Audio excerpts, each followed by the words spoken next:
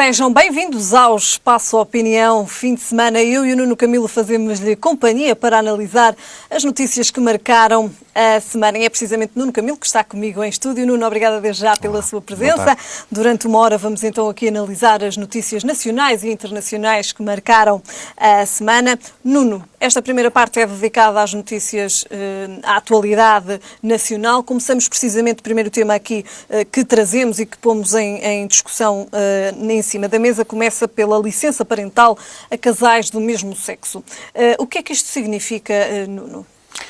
Primeiro, significa que temos uma sociedade que era muito conservadora, há uns anos atrás, e vemos que não era permitido o casamento de pessoas do mesmo sexo, e vemos que tem existido uma evolução da nossa própria sociedade.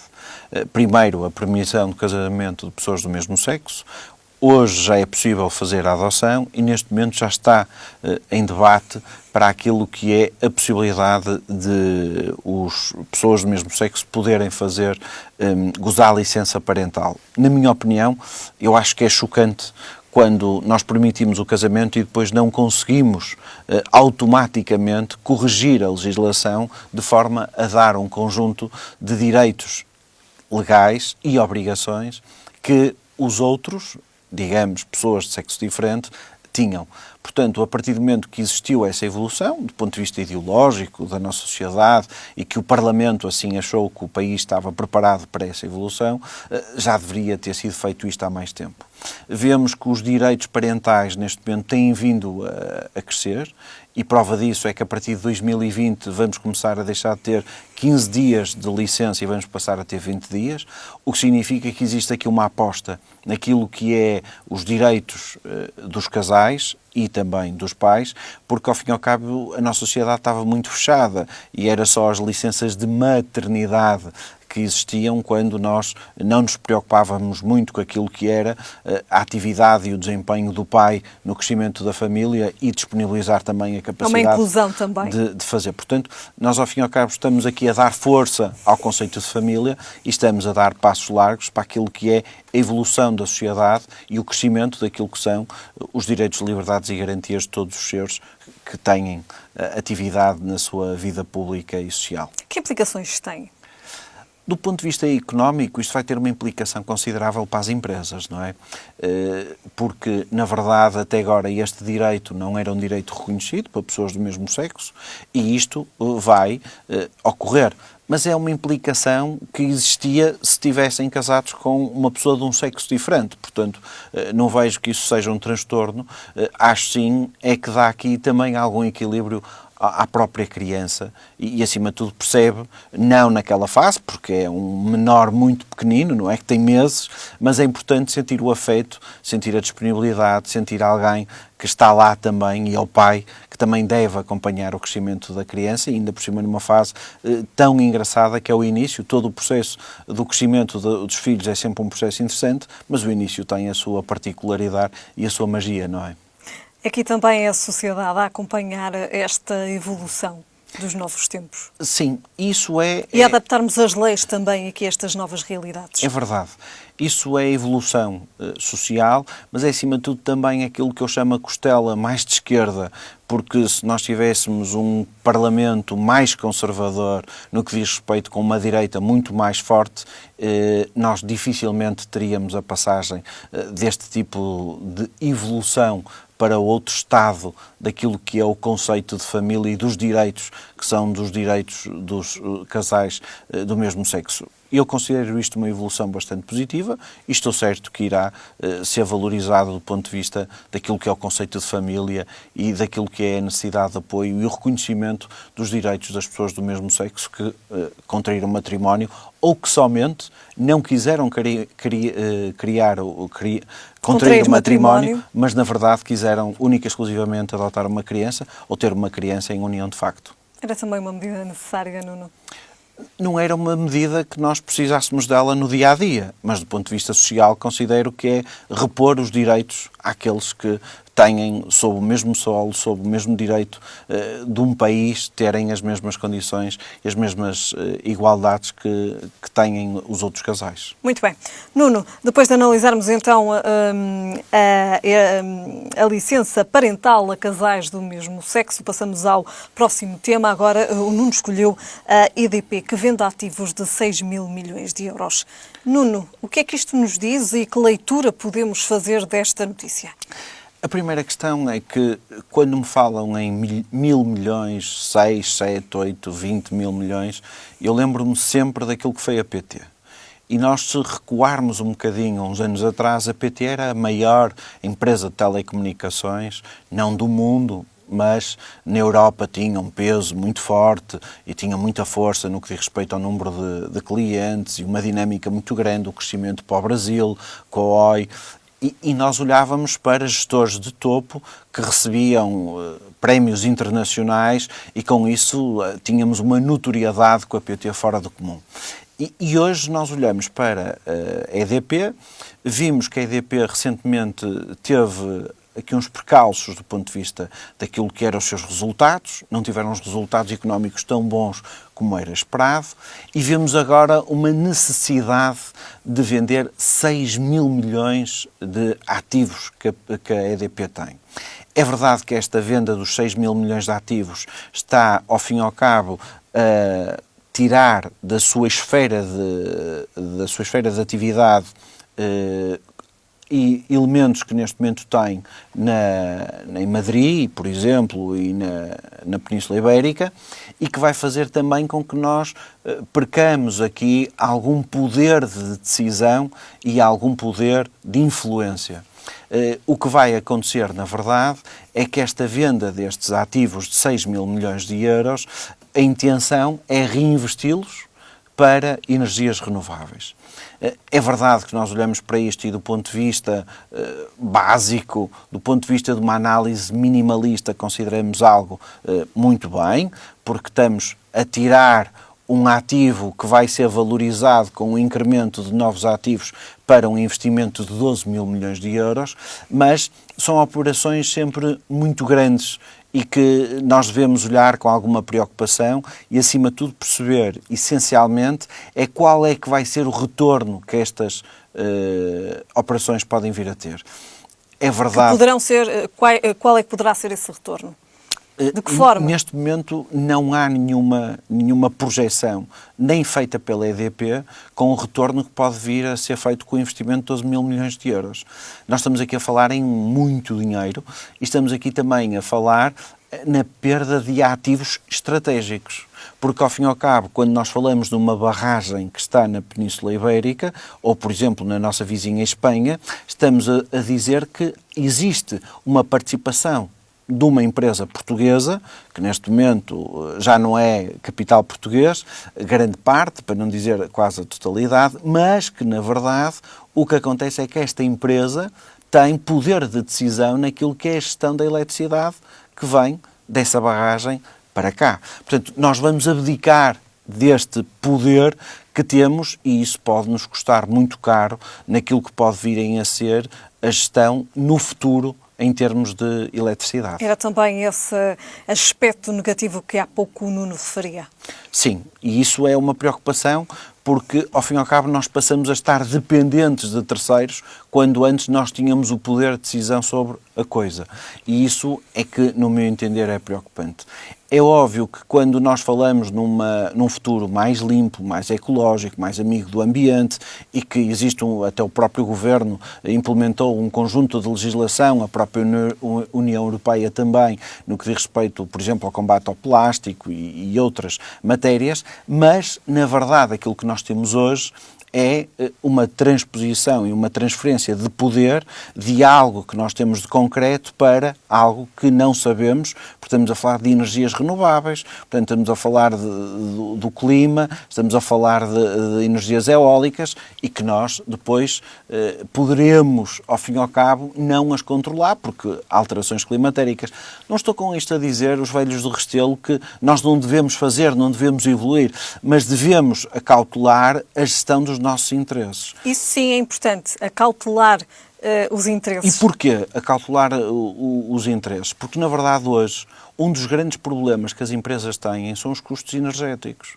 E aquilo que acontece hoje é que as empresas têm um custo exagerado com aquilo que é a fatura da eletricidade ou a fatura dos combustíveis, já para não falar na fatura da água, porque de região para região os custos são diferentes da água.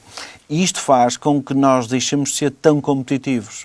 E olhar para a gestão do que é um ativo da energia é também, ao fim e ao cabo, preparar o futuro no que perspectivamos em termos económicos para nos tornarmos mais competitivos numa economia mais global. Muito bem. Nuno, agora, depois de analisarmos então a venda de ativos da EDP, falamos da banca. A banca reinventa-se e vamos tentar perceber então de que forma é que se reinventa a banca, Nuno, e se é positivo ou não este reinventar da banca.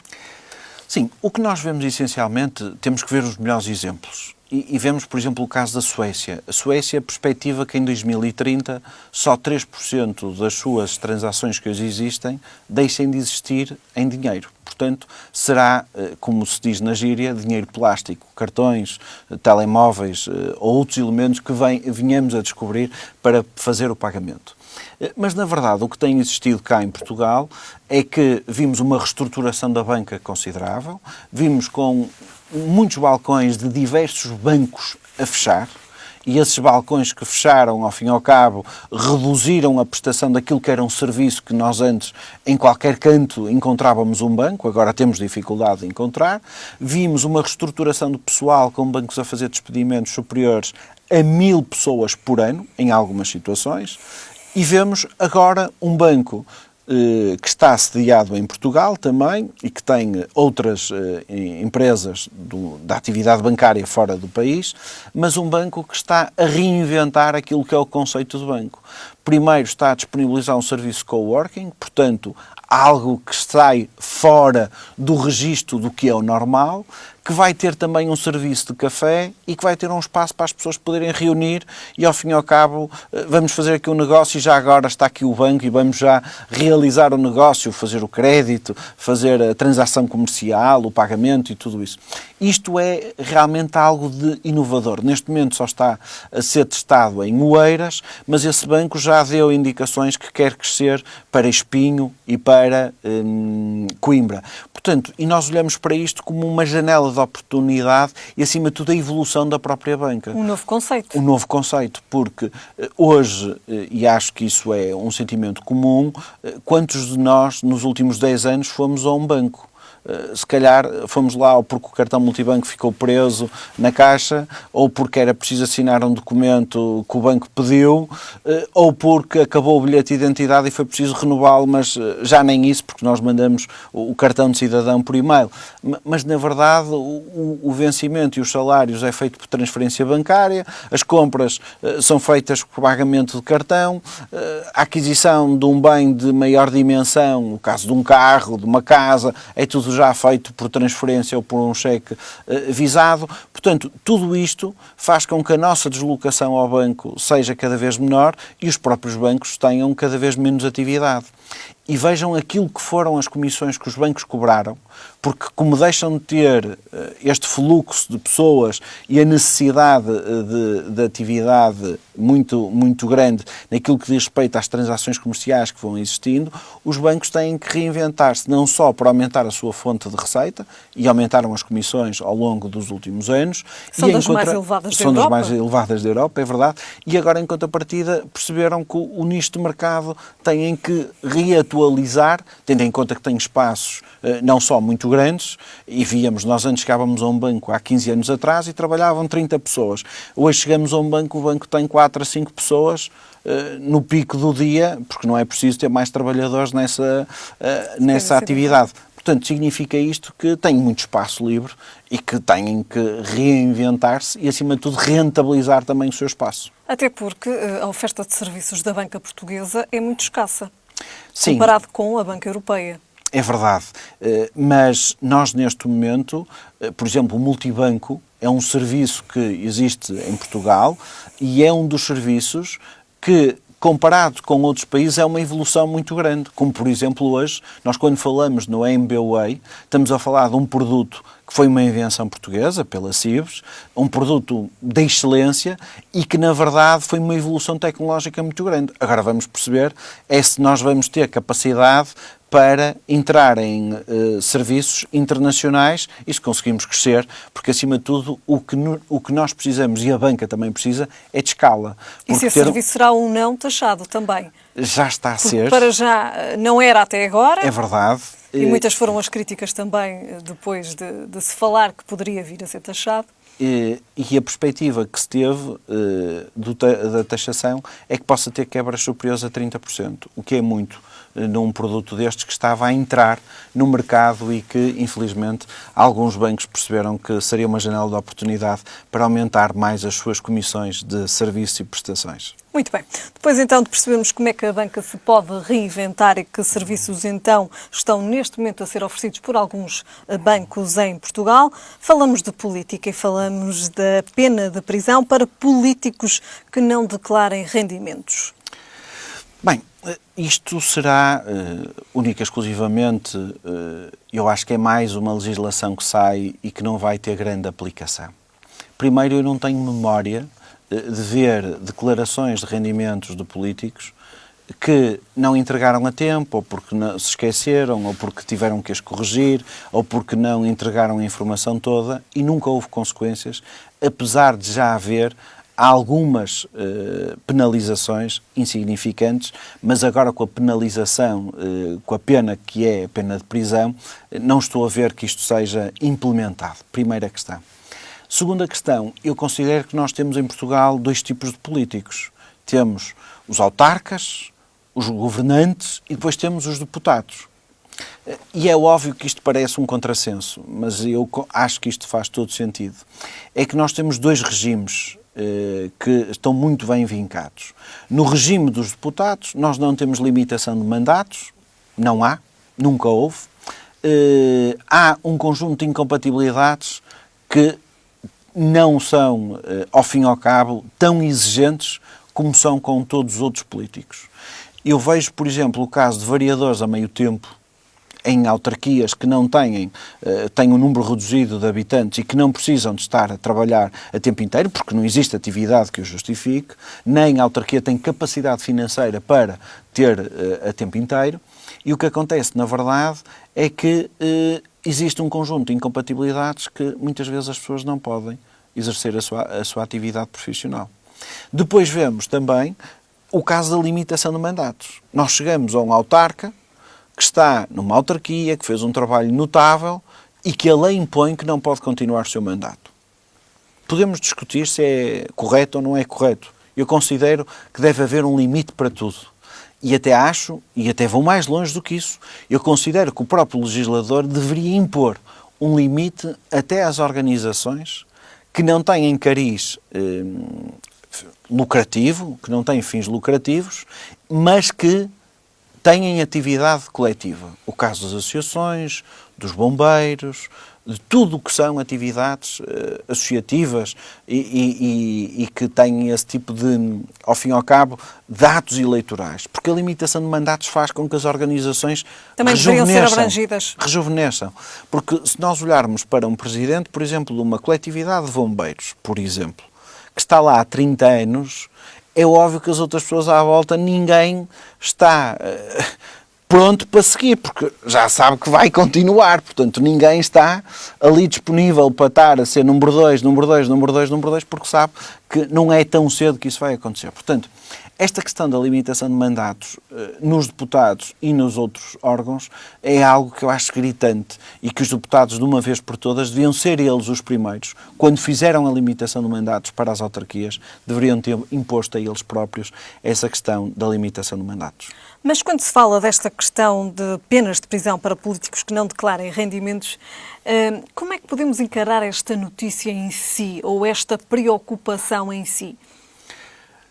Eu vejo que... No fundo, acaba por ser um tema pouco falado e pouco, digamos assim, trabalhado. Eu percebo a questão e deixe-me dizer-lhe o seguinte, que é, eu considero que neste momento, com o cruzamento de dados que existe das finanças, com todo o sistema informatizado que nós temos, eu não consigo perceber como é que não se consegue declarar rendimentos. Sinceramente não consigo perceber, porque está tudo tão informatizado. Nós vamos a uma loja, damos o número de contribuinte, sai num SAFT. Vamos e trabalhamos para uma entidade pública ou privada, temos de estar registados na Segurança Social, ou somos consultores, ou somos outro tipo de atividade que possa exercer, tem que haver a emissão de um recibo, tem que haver higiene e segurança no trabalho, organizações, segurança no trabalho, higiene e segurança. Portanto, existe aqui um conjunto de mecânicas à volta que faz com que não haja tanta facilidade por não declarar rendimentos.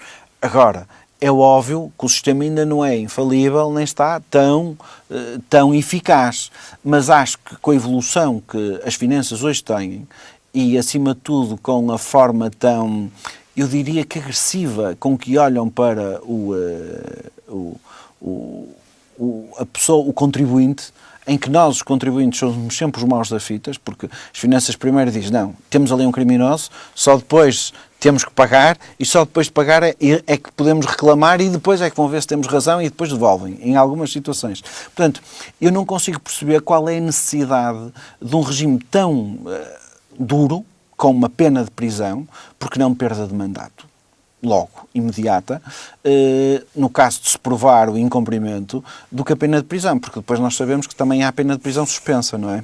Portanto, há o infringimento da lei a primeira vez e, no caso de um conjunto de premissas que estão previstas no Código Penal e no Código de Processo Penal, sabemos que a primeira sentença de prisão, no caso de crimes que não tenham uma gravidade tal, podem ser uma pena de prisão suspensa. Portanto, acho que isto não queria dizer uma manobra de diversão, mas é essencialmente algo para mostrar que se estão a autocastigar no caso de incumprimento, mas na verdade não há consequências.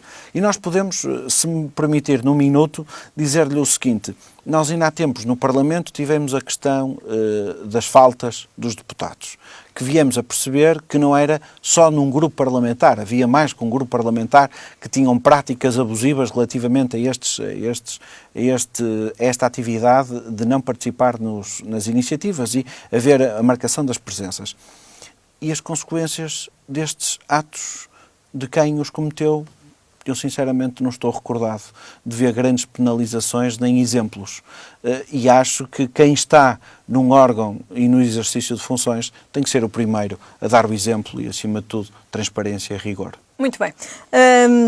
Vamos agora para o último tema em análise. Falamos do IVA da restauração, que perdeu receita superior a 350 mil euros. Era o esperado, Nuno? Eu acho que era o esperado, não para o Governo, mas era o esperado para aquelas pessoas que andam no meio e que sabem como é que as coisas funcionam. A primeira questão que eu acho que é relevante é que quando nós falamos no IVA da restauração, que era 23% e passou para 13%, a primeira pergunta que eu faço é saber porque que a restauração tem um tratamento privilegiado em relação a outros setores de atividade, como, por exemplo, o caso do comércio, como, por exemplo, a prestação de serviços. Isso é a primeira questão. A segunda questão, e deixe-me dizer-lhe que considero que isto foi uma medida única e exclusivamente eleitoralista, porque quando o Governo, seja ele qual for, se senta com os parceiros sociais para negociar medidas, as primeiras perguntas é qual é o impacto económico que esta medida vai ter. E o Governo sabia que com esta redução do IVA de 23 para 13 ia ter uma redução substancial da receita. Portanto, teve que fazer um esforço financeiro, nomeadamente nos escalões de IRC, por exemplo, podia ter reduzido a tributação autónoma e não o fez, porque teve este esforço financeiro, e em contrapartida vemos também que existia um conjunto de premissas para quem defendia a redução do IVA na restauração que não foram atingidas. A primeira premissa é que ia aumentar o emprego, e na verdade aquilo que nós vimos é que o aumento do emprego não se faz pelos estabelecimentos comerciais do setor à data, mas sim pela abertura de novos espaços comerciais e que foram aumentando. Portanto, restaurantes que já existiam em Portugal e que tinham 10 colaboradores continuaram com 10 colaboradores. Mas, na verdade, o emprego na restauração aumentou porque abriu um novo restaurante ao lado, mais outro e assim sucessivamente. Portanto, foi um indicador e uma premissa que nós sabíamos de antemão que não era para cumprir. A segunda premissa era que os preços das emendas e dos serviços prestados na restauração iam reduzir. Eu, sinceramente, ou tive muito azar, ou nunca entrei em nenhum restaurante ou espaço do setor alimentar em que tenha visto uma redução dos preços. E a terceira e última era que este dinheiro ia entrar novamente na economia. E como é que ia entrar novamente na economia? Pela via do aumento dos salários dos trabalhadores. E automaticamente os trabalhadores que ganhavam X passavam com a redução do IVA, porque havia um incremento na gestão da empresa no que diz respeito ao aumento da sua receita, e iam ter um aumento substancial dos seus rendimentos dos trabalhadores, e este dinheiro, obrigatoriamente, iria entrar novamente na nossa economia. Porque o consumidor, ao ter capacidade financeira, pode fazer entesouramento, mas também vai consumir. E, na verdade, o que aconteceu é que não houve. Isso está comprovado pelos estudos, pela informação disponibilizada pelo Instituto Nacional de Estatística, pela Segurança Social, nos quais nos dizem que não há aumento de salários neste setor. Portanto, eu considero que esta medida foi essencialmente uma medida eleitoralista na altura, porque tinha um impacto muito grande, porque nós mas que não teve resultados. Que não teve resultados do ponto de vista da vantagem para a economia do país. Porque é óbvio que quem engendrou isto, engendrou bem, porque percebeu que nós estávamos num crescimento do turismo, portanto, o que ia acontecer é que ia aumentar o número de estabelecimentos e automaticamente o número de emprego. Mas, na verdade, os que já existiam e que diziam na altura, eu se tivesse uma redução de IVA punha mais pessoas a trabalhar cá dentro, se a equipa aguenta com 10, vai continuar a aguentar com 10. Muito bem. Nuno, antes de passarmos para intervalo, falamos dos destaques da semana. E quem é o destaque desta semana? Porque esta semana há só um destaque. É verdade. Eu acho que o destaque da semana tem que ir para Cristiano Ronaldo. Eu acho que ele tem superado todos os itens que alguma vez pudéssemos imaginar. Não só de prémios que já ganhou a título individual, e posso destacar, por exemplo, que ele neste momento já tem 125 golos em provas da UEFA. Não há mais nenhum jogador no mundo que tenha competido em provas da UEFA e que tenha atingido este patamar. Portanto, só isto é o notório e evidente. E depois, a reviravolta, que é o último jogo, em que o Atlético de Madrid ganha em casa 2-0, vai à Itália, ao estádio da Juventus, e Cristiano Ronaldo, é óbvio que ele não foi o Atlético de Madrid contra o Cristiano Ronaldo, foi a equipa, mas o Cristiano Ronaldo foi, sem dúvida, brilhante e é do conhecimento público que teve esse mérito. E destaquei o Cristiano Ronaldo porque realmente eu diria mesmo que está a ultrapassar tudo aquilo que é o expectável do ponto de vista do desporto. Não só tem vitórias. Quando esteve no Campeonato Português, no Sporting, ganhou só uma Supertaça de Portugal. Depois, em Manchester, ganhou Liga dos Campeões, Supertaça de Inglaterra, melhor jogador de Inglaterra várias vezes, melhor marcador do campeonato várias vezes. Vai para a Espanha, tem o currículo que nós sabemos, e agora em Itália, ao fim de 6 meses, já ganhou uma Supertaça de Itália, é verdade. A equipa vai em primeiro lugar e Cristiano Ronaldo tem sido demolidor, não só pelos golos que marca, mas também pela capacidade que tem incrementado à equipa, e nós vemos um estádio que antes não estava sempre cheio, e que hoje a Juventus é um estádio que se torna difícil arranjar bilhetes, porque Cristiano Ronaldo também acrescentou essa mais-valia económica. Muito bem, terminamos então esta primeira parte com Cristiano Ronaldo, a ser então o destaque da semana. Voltamos já a seguir. Vamos então para um breve intervalo. Até já.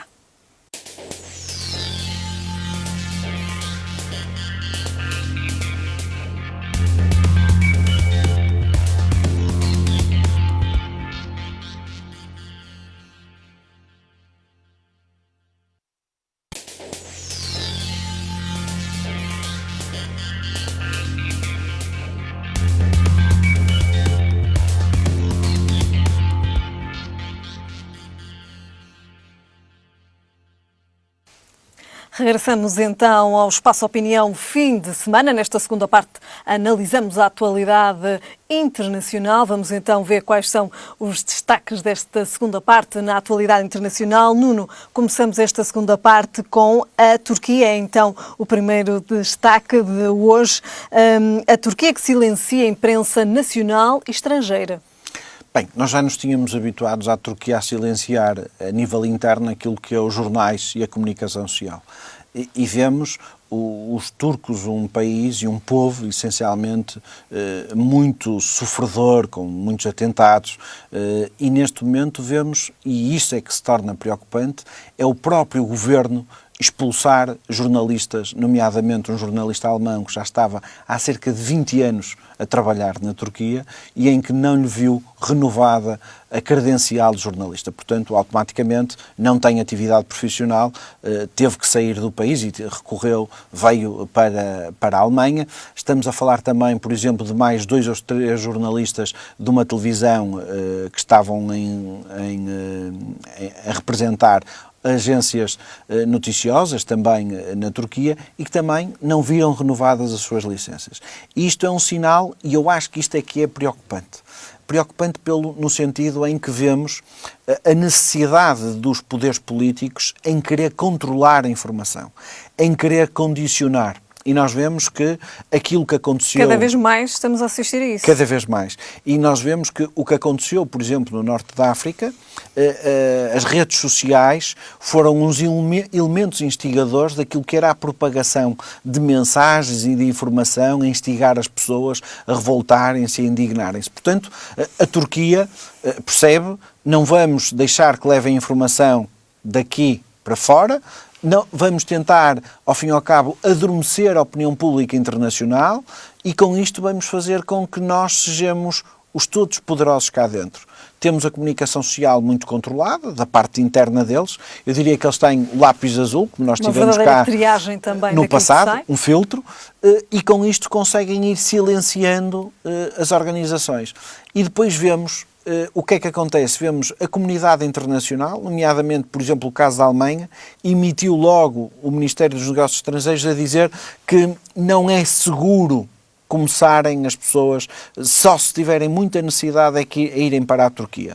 Portanto, isto é um sinal de silêncio que querem e, acima de tudo, eu vejo com muita preocupação porque num mundo tão global e em que há circulação de pessoas, de mercadorias e de informação, em que nós temos um crescente de notícias também, muitas delas fabricadas e mal fabricadas, produzidas com segundas intenções muito maléfilas. Vejo, na verdade, a preocupação de tentar condicionar e, ao fim e ao cabo, nós não sabemos o que é que eles perspectivam fazer no futuro. E o que é que leva a Turquia a isto? O que é que foi a grande viragem? Essencialmente, eu diria que nós estamos a atravessar, assim, se nós olharmos em alguns países, o que está a acontecer é que nós estamos a começar a ter uma democracia musculada. É que nós falamos em democracia, mas quando nós vamos a ver, as coisas começam a ficar muito musculadas e muito controladas. É óbvio que nós na Europa, o berço da Europa, isso, Portugal, Espanha, França, Grécia, Itália, Suécia, isto não acontece. É verdade. Mas começamos a ver, por exemplo, o caso da Rússia, também começamos a ver, já vimos que aquilo é uma democracia, mas muito musculada. Vamos a outros pontos do mundo e continuamos a ver democracias, mas com um controle muito grande. Por exemplo, o caso do Paquistão, não é? São democracias que existem e que são democracias controladas e que têm estas consequências, porque se controlarem aquilo que é informação e se controlarem aquilo que é a comunicação, as pessoas também não sabem. O que é que acontece? Ninguém da opinião pública internacional se pode pronunciar, nem pode estar preocupado, nem enviar para lá organizações governamentais ou não governamentais para tentarem acudir a uma ou outra situação de injustiça. Portanto, vamos tentar condicionar e fazer com que a informação não vá para fora, o que é, no meu entender, muito preocupante. Como há pouco o Nuno dizia, num mundo tão global e cada vez mais global, como é que se consegue fechar um país à globalização? Neste momento, a Rússia está-se a preparar para fazer isso. Nós vimos a China, que tem software que neste momento controla aquilo que é as publicações que podem se ler. Tem software em que existe um conjunto de aplicações das lojas, da Apple Store e da Google Play, que neste momento não estão todas disponíveis. Portanto, há várias maneiras no digital de condicionar esta informação, o que, no meu entender, é preocupante, porque quem não deve, não teme, não é? Portanto, e o que acontece é que neste momento este condicionamento é o sinal que alguma coisa de menos bom no futuro pode vir a acontecer. Muito bem. Nuno, passamos ao próximo tema. Falamos precisamente da Rússia. Os russos protestam contra a censura e o isolamento da internet ao resto do mundo. É um tema que está também ligado, um pouco ligado àquilo que foi o tema que abordámos primeiramente, a Turquia. Como é que agora abordamos esta questão da Rússia, Nuno? A primeira questão que eu acho que era relevante destacar da Rússia é que a Rússia está neste momento num processo de alguma crise. E estamos a falar de uma crise em que aumentaram a idade da reforma, como nós cá já tivemos, e essencialmente reduziram as pensões. Portanto, a Troika, pelos vistos, também já chegou à Rússia, de uma forma indireta. E isso criou um clima de contestação nas ruas e um clima de desconforto nas ruas. Nós já ouvimos várias vezes nas notícias em que bilionários destacadíssimos ou fugiram da Rússia ou foram presos e foram-lhes confiscados todo o seu património, porque atacavam aquilo que era o poder instalado.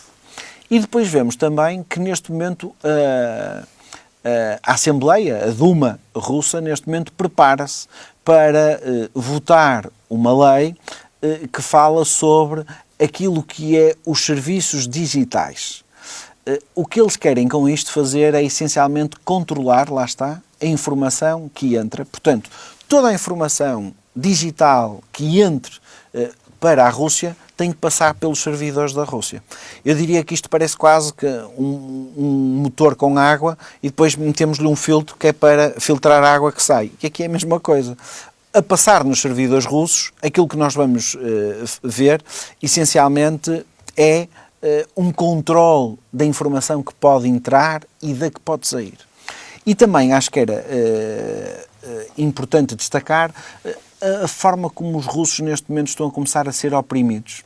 A primeira questão é que já foi aprovado recentemente uma legislação em que quem tiver divulgação de notícias que desagradem o governo ou desrespeita a autoridade tem sanções.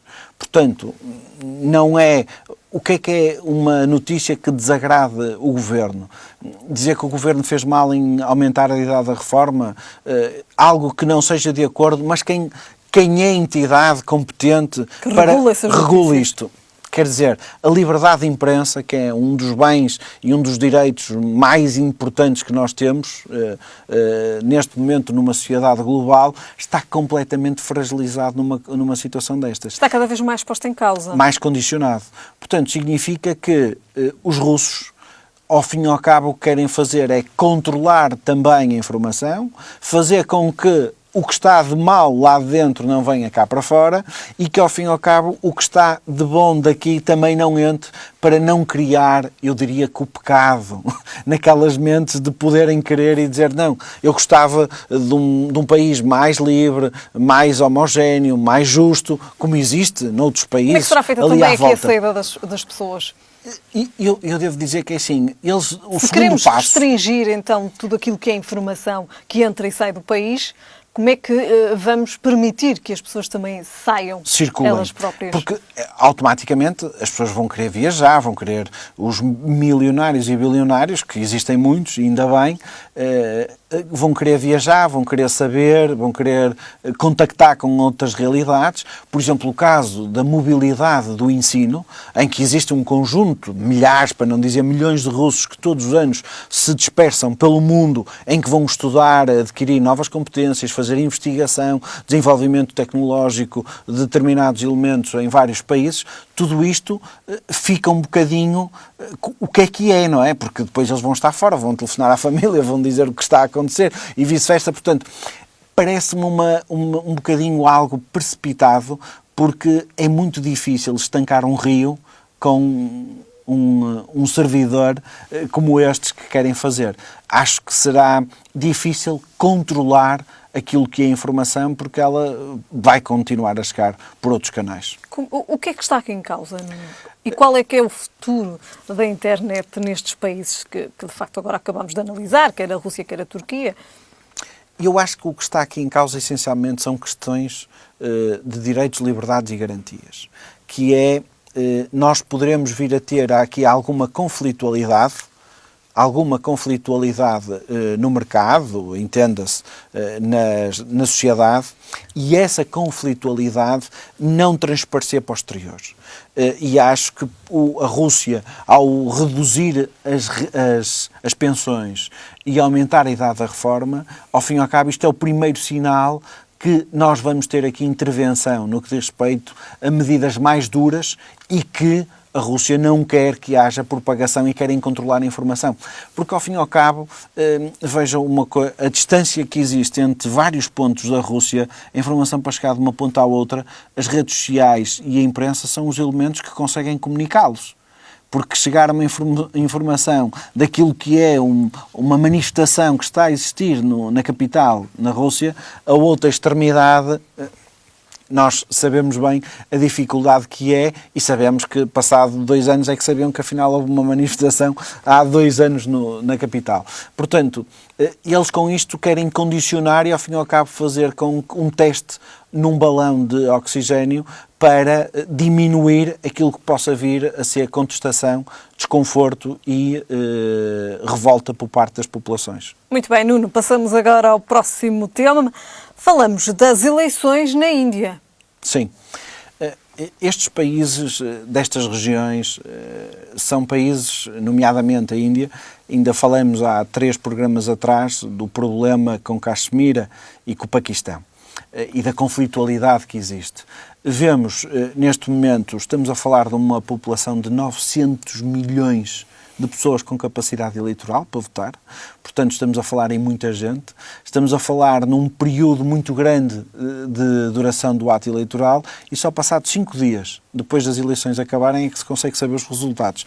Portanto, é uma realidade, nós aqui, ao fim de 2 horas das urnas fecharem, já temos projeções e já, mais ou menos, já temos o resultado final. Aqui são passados 4 a 5 dias é que se consegue saber esse resultado. Aquilo que nós temos hoje é um primeiro-ministro que, com esta questão de Caxemira e com o ataque que a Índia fez, ripostou, ganhou aqui algum elan, mas mesmo assim tem existido um grande desconforto. E em dezembro, por exemplo, o partido que apoia o primeiro-ministro que está em funções, na Câmara Baixa, teve uma derrota considerável. Nós estamos aqui a falar sempre em 2 partidos que vão estando aqui em concurso, por assim dizer. É o Partido do Povo Indiano e é o Congresso Nacional Indiano. Nos últimos anos, o Congresso Nacional Indiano é o que tem tido mais projeção, é o que tem estado mais tempo no governo nos últimos anos, mas vemos o caso do candidato da oposição, que neste momento tem aqui, eu diria que tem um manto de alguma proteção, que é o filho de um ex-primeiro-ministro que foi assassinado. Portanto, isto dá-lhe aqui alguma dinâmica e os comentadores internacionais neste cenário político e costuma haver, e se nós virmos com algum cuidado aquilo que foram as eleições na Índia nos últimos anos, tem havido sempre esta alternância entre o Partido do Povo Indiano e o Partido Nacional Indiano, o Congresso Nacional Indiano, e estes 2 são os que estão no governo. Portanto, face às sondagens que existem neste momento, é difícil, porque é difícil nós dizermos qual poderá vir a ser o candidato vencedor, porque, na verdade, nós estamos a falar num país em que existem determinados acontecimentos, imaginemos que o caso de Caxemira tem alguma evolução e isto pode ter um impacto muito grande naquilo que é o resultado eleitoral. Portanto, neste momento, eu não avançava com nenhuma perspectiva, mas acho que o candidato que está na oposição está numa situação vantajosa e que pode vir a ser eleito primeiro-ministro do país, e se o é porque é vontade do povo, e 900 milhões com capacidade eleitoral é muita gente e muito voto para contar. Qual será o cenário político futuro, avaliando por essa vontade? Eu diria que o candidato que está na oposição é um bocadinho mais conservador. Portanto, isso será vantajoso e espero que seja, acima de tudo, apaziguador naquilo que são as relações com o Paquistão e com um conjunto de países ali à volta, onde existe ali alguma tensão, essencialmente que o Paquistão é onde a tensão é maior, mas o que é relevante é que haja aqui uma evolução daquilo que são os direitos, liberdades e garantias na Índia. Nós vemos que há uma separação ainda muito grande, ainda há muita pobreza, existem também os milionários, por assim dizer, têm-se multiplicado na Índia, tem uma mão de obra com uma capacidade fora de comum, mas era preciso, ao fim e ao cabo, fazer um trabalho muito profundo de criar vias estruturantes e, ao fim e ao cabo, evoluir muito daquilo que são as infraestruturas que um país necessita. Há um grande trabalho a fazer. Há um grande trabalho a fazer. Estou certo que o candidato que está na oposição, neste momento, é o que tem apresentado mais propostas nesse sentido. Muito bem. Nuno, passamos então ao próximo tema. Falamos da ativista iraniana e também advogada que foi condenada a 38 anos de prisão e 148 chicotadas. Nuno. Eu, no século XXI, ouvir que alguém vai ser chicoteado por uma entidade pública, neste caso de justiça, é algo que me deixa perplexo. Está também a impressionar, digamos assim, a comunidade internacional. Primeiro porque nós estamos a falar numa Declaração dos Direitos do Homem, na qual, no seu artigo 5, diz expressamente que qualquer tratamento desumano não é aceitável. Portanto, como é que ainda existe algum tipo de legislação que possa compaginar este tipo de sentença? Depois vemos um atropelo enorme àquilo que são os direitos, liberdades e garantias das pessoas que lá residem, que é, esta ativista foi-lhe comunicado na prisão, portanto, ela nem participou no julgamento, nem teve a capacidade de estar presente, nem sabe se aquilo foi feito de manhã, de tarde, quem é que a defendeu, não soube nada, só soube que houve alguém que foi à prisão ter com ela e que lhe informou que a senhora tem uma sentença de 38 anos e de 148 chicotadas. Portanto, isto é, do ponto de vista daquilo que é, para nós, o Estado de Direito, os direitos do próprio arguido ou do réu, independentemente da situação em que está, não é aceitável. E fico bastante preocupado porque, na verdade, nós vemos um Estado que há 2 anos atrás tinha sentenciado o marido desta senhora com 5 anos de prisão porque tinha atentado à segurança pública do Estado, do país, e agora vemos a senhora com 38 anos de prisão e com 148 chicotadas, e que é acusada de corrupção, de incitamento à prostituição, não percebo o que é que isto tem de ligação, atentou contra o líder supremo, atentou contra o Estado. Portanto, tudo isto parece que foi fabricado, não é? Porque para não participar no julgamento, parece que foi fabricado e criou-se daqui um facto. E não consigo perceber, essencialmente, porque é que num século XXI a comunidade internacional não está mais ativa nestes países no sentido de evoluirmos para aquilo que são os direitos, liberdades e garantias da Declaração dos Direitos do Homem. Era isso que lhe ia perguntar. Apesar de todo o trabalho que é feito e que tem sido feito e que tem sido levado a cabo pela comunidade internacional, ainda há muito mais trabalho para se fazer, até porque quando assistimos a estas notícias percebemos que, de facto, a comunidade internacional também tem aqui alguma dificuldade naquilo que é o seu papel e o seu trabalho. Se nós recorrermos àquilo que já dissemos aqui, nós há uns tempos atrás falávamos de um campo de refugiados com 2,5 milhões de crianças com menos de 10 anos. Hoje falamos num Estado eu diria que não pode ser de direito, porque um Estado de Direito não tem este enquadramento jurídico ou legal, em que não são reconhecidos os direitos ao arguido, no qual este é, ao fim e ao cabo, alguém que está esquartejado dos seus direitos porque não tem a capacidade de poder reagir, porque isto parece que foram dar um recado num hospital, disseram, pronto, olha, você amanhã vai ter alta e vai-se embora. Nós estamos aqui a falar de uma realidade diferente, isto não é um hospital, não se comunica, não, a pessoa tem que participar, tem que estar presente, tem que ser ouvida, tem que prestar declarações, tem que ter um advogado, tem que ter um defensor, um advogado, tem que saber previamente de que é acusada, e vemos que todos estes direitos que nós, no nosso Estado de Direito, temos e que na Europa é o comum, não são compagináveis noutros países e, mais uma vez, destaco a necessidade da comunidade internacional de pressionar e tentar condicionar, sob pena de nós estarmos a criar, ao fim e ao cabo, convulsões desnecessárias, porque ocorreram já várias manifestações de desagrado face a esta situação e depois cargas policiais, incidentes, atentados, e isto tudo é desnecessário para todos nós. Muito bem.